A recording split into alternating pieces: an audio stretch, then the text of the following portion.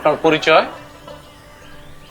কারিগর, মাটির দুনিয়ার সেরা কৃষক বদির গাজী। কেমন আছেন স্যার আপনি? স্যার বসেন বসেন প্লিজ।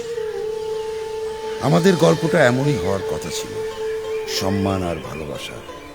আমরা তো গাছের মতো, গাছ অক্সিজেন দেয়, আমরা খাবার। কিন্তু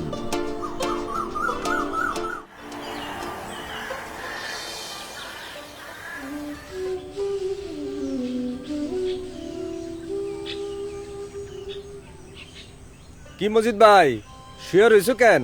কাজ কবে শুরু করবা? হাতের যে অবস্থা রে ভাই, কেমনি কি করব? কেন ঋণ পাও নাই? আগে ঋণে তো গলা মনে হয়ে রয়েছে, আবার নতুন করে ঋণ। ও কাকা, মাঠে তো চৈত্রের খরা লাগছে, তা পানি টানি দাও না কেন? কাকা পানি তো নাই। ও নাই, থাকবো কেমনে? একটা খাল আসিল, হেইডারও তো বরট করে ফেলাইছো, এখন বুঝো ঠেলা। হ্যাঁ, পানি ওরে আমি চিন্না দিব না। কি ভাই, শীষ গজায় নাই? শীষ ধান তো সব গরুর ঘাস হয়ে গেছে রে ভাই, আমার সব শেষ হয়ে গেছে। তাহলে অভিযোগ করো। গত বছর লাল মিয়া অভিযোগ করে মাত্র 5,000 টাকা পাইছে। আমাগো আর হইছে।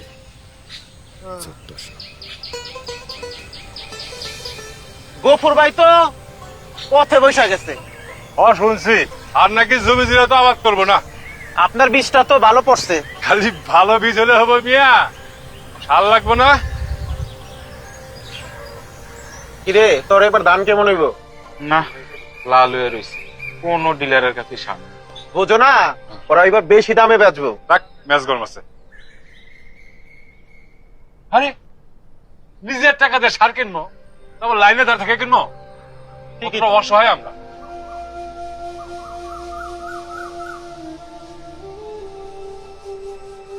আকবর, হ্যাঁ ভাই, ফলন কেমন হইলো মনে হয়? ফলন তো ভালোই হয়েছে, এখন দাম পাইলেই হয়। সার কিনিতে হায় আর বীজ কিনি ডলারে।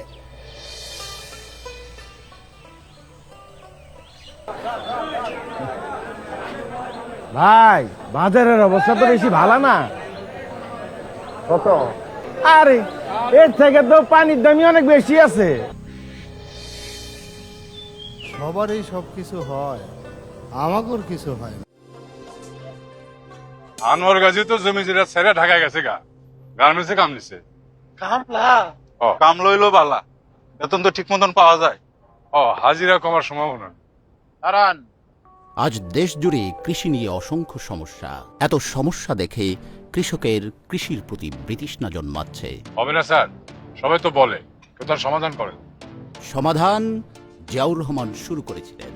জিয়াউর রহমান 1979-80 সালে সমাধানের পথ দেখিয়েছেন, কাজ শুরু করেছেন।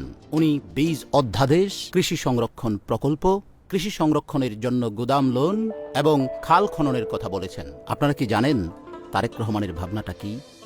কৃষকদের কাছে যাবেন, কৃষকদের কথা শুনবেন। মহাজনদের কাছ থেকে লোন নেয়, এরকম হয়, এই লোন চক্রবৃদ্ধি আকারে বৃদ্ধি পেতে থাকে, ফলে এটা একটা বার্ডেন হয়ে যায়, কৃষকের উপর একটা চাপ তৈরি হয়। সেটি না হয়ে আমরা যদি সরকারের পক্ষ থেকে যদি কৃষি বীমা তৈরি করতে পারি, ওই যে একটা ঋণের চক্র তৈরি হয় কৃষকের মাথার উপরে, সেটি হয়তো আর করা সম্ভব, সেটি হয়তো হবে না। আমরা শহীদ জিয়ার খাল খনন কর্মসূচি আবার শুরু করব। সমবায় ভিত্তিক চাষ পদ্ধতি চালু করা, বিভিন্ন ফসল নষ্ট হয়ে যেতে থাকে, যদি সেই সকল অঞ্চলে স্পেশালাইজ কোল্ড স্টোরেজ করা যেতে পারে। আমাদের দেশে সবসময় বলতে হয় বিভিন্ন তদন্ত কমিটির কথা। এই সমস্ত তদন্ত বাদ দিয়ে আমাদের যেতে হবে ডাইরেক্ট অ্যাকশনে। আমরা কোথায় যাব, কেন যাব? এ গ্রাম আমাদের, আমরা প্রয়োজনে খাল খনন করব, আমরা ঘুরে দাঁড়াবই। আমাদের সমস্যাটা কি জানেন? আমরা লাভের আশায় সবাই একই ফলন ফলাই। আমাদের চাষ হবে রিসার্চ ভিত্তিক, কোনো মৌসুমি জমি অনাবাদি থাকবে না, মাটি অনুযায়ী হবে শস্য বাছাই, ধানি জমি আলাদা হবে, যৌথ হবে সবজির চাষ। প্রথম ভাগে সজনে ডাঁটা, টমেটো বা পেঁপেটায় 12 মাসি শস্য, আর পরের ভাগে হবে মৌসুমি সবজি। নির্ধারিত জোনে হবে মডেল স্টোরেজ সিস্টেম, পণ্যের চাহিদা মোতাবেক চাষ হবে, চাহিদা পূরণ করে লক্ষ্য থাকবে এক্সপোর্ট করা। বিদেশিদের আকৃষ্ট করতে উন্নত প্রযুক্তি ব্যবহার করা হবে। কৃষকের সব সমস্যার সমাধান এখন এক কার্ডে। বীজের সমস্যার সমাধান পাবে, প্রয়োজন মতো সার পাবে, চাষ সংক্রান্ত সমস্যার সমাধান পাবে, কৃষি বীমা সুবিধা পাবে, কৃষি ঋণ পাবে, সরকারি মূল্যে ফসল বিক্রি, সব ধরনের কৃষি তথ্য পাবে।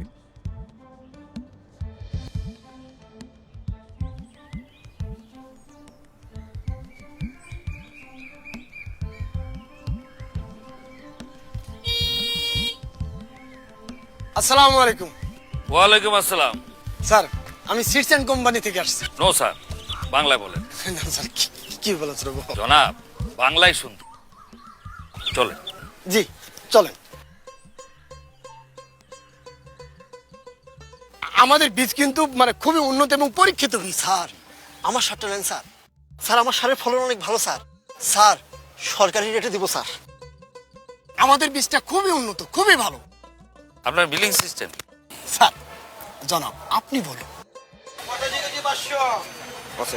ভালোই তো হয়েছে, আবাদপাতির কোনো ঝামেলা নাই, মালপত্র বেচা কেনার কোনো ঝক্কি নাই, কার্ডের মাধ্যমে ন্যায্য মূল্যে দামও পাই। ধন্যবাদ।